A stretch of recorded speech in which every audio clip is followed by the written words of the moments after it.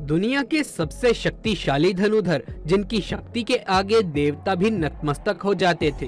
पौराणिक काल में धनुधर तो बहुत हुए थे, लेकिन एक ऐसा भी धनुधर था जिसे देखकर खुद भगवान श्री कृष्ण भी भयभीत हो गए थे। एक ऐसा भी धनुधर था जो अपने बाणों से समुद्र तक को सुखा देता था, और एक ऐसा भी धनुधर था जो क्षण भर में पूरे सृष्टि का विनाश कर सकता था। सबके पास थे एक से बढ़कर एक दिव्यास्त्र, लेकिन सर्वश्रेष्ठ तो सर्वश्रेष्ठ ही होता है। कौन थे सर्वश्रेष्ठ धनुधर? क्या वो अर्जुन थे? नहीं। क्या कर्ण सर्वश्रेष्ठ थे? जी नहीं। आप जितना भी सोच लीजिए, अंदाजा नहीं लगा पाएंगे कि कौन थे पौराणिक काल के सर्वश्रेष्ठ धनुधर। उनके जैसा धनुधर आज तक ना ही कभी हुआ है और ना ही कभी होगा। चलिए जानते हैं प्राचीन भारत के कुछ सबसे शक्तिशाली धनुधरों के बारे में। लेकिन वीडियो में आगे बढ़ने से पहले इस चैनल को सब्सक्राइब जरूर करें और बेल आइकन दबाना मत भूलिए। द्रोणाचार्य। जब महेंद्र पर्वत पर भगवान परशुराम अपना सब कुछ ब्राह्मणों को दान कर रहे थे, तब द्रोणाचार्य उनके पास पहुंचते हैं और उनसे संपूर्ण दिव्यास्त्रों का ज्ञान प्राप्त करते हैं। उन्होंने ही कौरव और पांडवों को शस्त्र चलाना सिखाया था। कुरुक्षेत्र के युद्ध में भीष्म के बाद द्रोण कौरवों के सेनापति बने थे। उन्होंने अपनी रणनीति से पांडवों का भारी विध्वंस किया था। युद्ध के दौरान गुरु द्रोण ने जो चक्रव्यूह बनाया था, उसमें फंसकर ही वीर अभिमन्यु मारे गए थे। जब तक उनके हाथ में शस्त्र था, उन्हें परास्त करना असंभव था। इसीलिए पांडव छल से उनको मारने के लिए विवश हो गए थे। अर्जुन। गुरु द्रोण की दृष्टि में अर्जुन थे सर्वश्रेष्ठ धनुधर। द्रोणाचार्य ने अर्जुन को अपने सारे अस्त्रों का ज्ञान दिया था। अर्जुन के धनुष के टंकार से ही दुश्मन अधमरे से हो जाते थे। अर्जुन के पास देवताओं के सारे दिव्यास्त्र थे।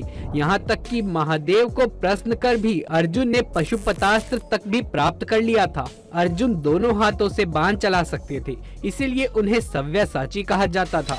द्रौपदी स्वयंवर में कर्ण को छोड़कर सभी धनुधर जहां विफल हो गए थे, वहां अर्जुन ने बहुत ही आसानी से लक्ष्य को भेद दिया था। खांडव वन में अर्जुन ने देवराज इंद्र तक को परास्त कर दिया था। जिन निवात कवच राक्षसों को रावण भी नहीं हरा पाया था, उन्हें अर्जुन ने परास्त कर दिया था। भीष्म गंगा माता के पुत्र थे। उनके गुरु स्वयं भगवान परशुराम जी थे।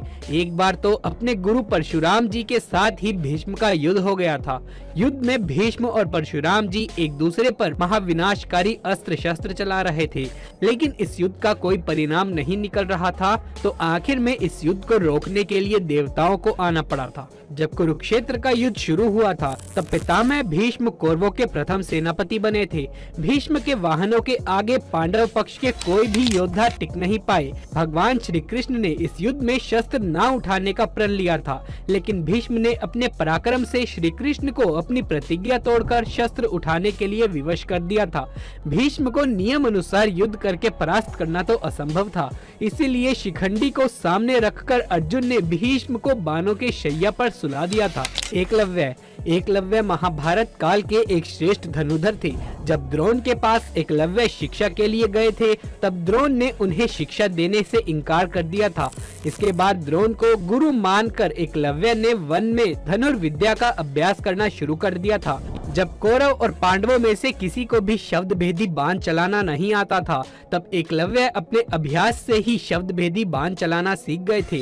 उनके धनुर्विद्या को देखकर अर्जुन को भी लगने लगा था कि एकलव्य ही सर्वश्रेष्ठ धनुधर थे।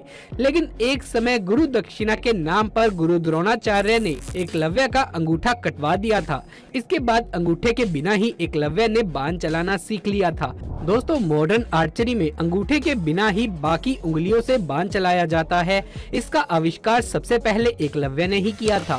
एकलव्य इतने शक्तिशाली थे कि भगवान श्री कृष्ण को स्वयं एकलव्य का वध करना पड़ा था। एकलव्य के बारे में भगवान श्री कृष्ण ने कहा था, अगर एकलव्य का अंगूठा ना काटा होता तो एकलव्य दूसरा परशुराम बनकर जंगल में घूमता रहता और दानव, राक्षस, नाग या देवता कोई भी उसको परास्त नहीं कर पाता। मनुष्य तो उसके सामने खड़ा भी नहीं हो पाता।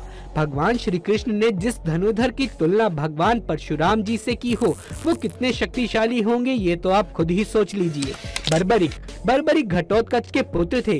उनके पास ऐसे 3 बाण थे जिसके सहारे वो पल भर में ही कुरुक्षेत्र के युद्ध को खत्म कर सकते थे। बर्बरिक के तीनों बाणों के बारे में जानकर खुद भगवान श्री कृष्ण भी चिंतित हो गए थे, जिसके कारण उन्होंने दान में बर्बरिक का शीश ही मांग लिया और बर्बरिक ने भी हंसते हुए अपना सर काटकर श्री कृष्ण के हाथों में दे दिया। इसके बाद से खाटू श्याम के नाम से इस धरती पर बर्बरिक की पूजा होती है। मेघनाथ रावण के पुत्र मेघनाथ महावीर थे। अपने पराक्रम से उसने देवताओं को परास्त करके इंद्र को बंदी बना लिया था, जिसके चलते उसका नाम इंद्रजीत पड़ा। उसके पास ब्रह्मास्त्र, वैष्णवास्त्र और पशुपतास्त्र इन तीनों ही अस्त्रों का ज्ञान था। लक्ष्मण जी के साथ युद्ध करने के दौरान उसने लक्ष्मण जी पर ब्रह्मास्त्र, वैष्णवास्त्र और पशुपतास्त्र चलाया था। लक्ष्मण जी के सामने ब्रह्मास्त्र नतमस्तक हो गया था, लेकिन युद्ध के दौरान एक समय उसने लक्ष्मण जी को मूर्छित कर दिया था अपने नागपाश अस्त्र से। अपने नागपाश से मेघनाथ ने भगवान श्री राम और लक्ष्मण जी को जकड़ लिया था। मेघनाथ जी रामायण काल का एकमात्र ऐसा योद्धा था जिसे अति महारथी कहा गया है। कर्ण सूर्यपुत्र कर्ण महाभारत काल के एक ऐसे योद्धा थे जिनके पास एक ऐसे दिव्य कवच और कुंडल थे जिसे किसी भी अस्त्र से भेदा नहीं जा सकता। इसीलिए युद्ध से पहले देवराज इंद्र ने छल से कर्ण का कवच और कुंडल छीन लिया था, लेकिन कवच कुंडल के बिना भी कर्ण महाशक्तिशाली थे।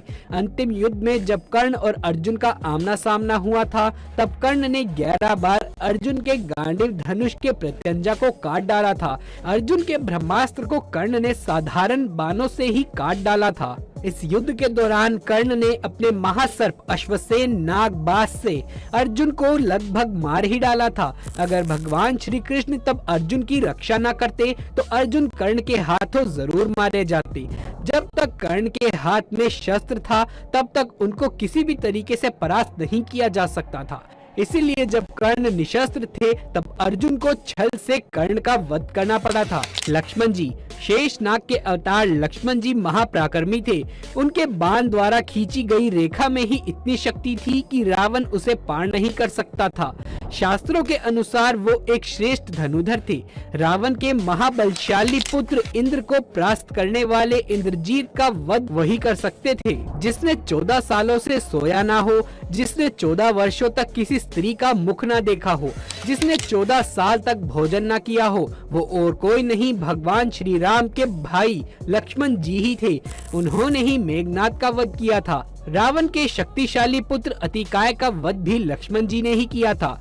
युद्ध के दौरान एक बार लक्ष्मण जी ने रावण को मूर्छित तक कर दिया था। भगवान श्री राम भगवान विष्णु के अवतार मर्यादा पुरुषोत्तम महावीर श्री राम की शक्ति का कोई अंत नहीं था। स्वयंवर में जब वो शिव धनुष पर प्रत्यंजा चढ़ा रहे थे तब उनकी शक्ति से शिव धनुष टूट गया था। ऐसा कोई अस्त्र नहीं था जो श्री राम के पास नहीं था। जब समुद्र ने लंका जाने के लिए श्री राम को मार्ग नहीं दिया तब उन्होंने अपने बाणों से ही समुद्र को सुखाने का विचार किया। श्री राम को धनुष से बाण का संधान करते देख समुद्र भी भयभीत होकर उनके सामने प्रकट हो गया था।